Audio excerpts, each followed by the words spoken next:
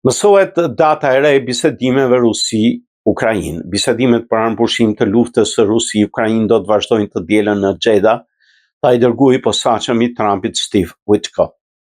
Presidenti i Ukrainës Volodymyr Zelensky njoftoi se do bisedojë me homologun e tij amerikan Donald Trump gjatë një konferencë të përbashkët për shtyp me presidentin finlandez Alexander Stubb në Helsinki. Pas një telefonate mes Trumpit e Putinit, ai deklaroi se Rusia ka rënë dakord për ndarimin e sulmeve ndaj infrastrukturës energjetike dhe objektiva në detin e Zi, ndërsa Ukraina ende nuk ka pranuar marrëveshjen. Ndërkohë forcat ruse sulmuan Ukrainën me raketa Iskander M, S-300 dhe 145 dronë, në shkruan ANSA. Presidenti i Ukrainës Volodymyr Zelensky ka reaguar pasi Rusia vazhdoi sulmat e saj gjatë natës në Ukrainë. Ai përshkroi detajet e sulmit dhe tha se sulmet e Rusisë në Ukrainë nuk ndalen me gjithë pretendimet e tyre propagandistike. Me çdo sulm, Zelensky thotë se Rusia ekspozon qëndrimin e saj të vërtetë ndaj paqes.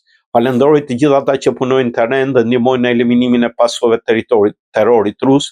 Falenderoj të gjithë ata që gjithmonë në detyrë dhe në krye të shpëtimit të jetëve, shkruai në platformën X.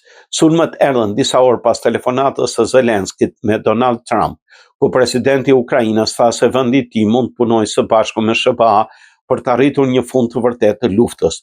Ne besojmë se së bashku me Amerikën dhe presidentin Trump dhe në udhëheqjen e saj do të arrijmë këtë.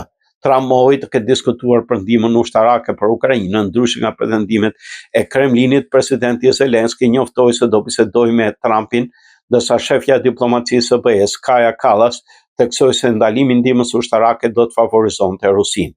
Kremlini akuzoi Kievin për mungesë reciprociteti në ndalimin e sulmeve ndaj infrastrukturës energjetike dhe kritikoi Ukrainën për refuzimin e marrëveshjes. Liderët e BE-s, Ursula von der Leyen dhe Antonio Costa, theksuan se paqja duhet të jetë e drejtë e qëndrueshme, duke konfirmuar mbështetjen e tyre për Ukrainën.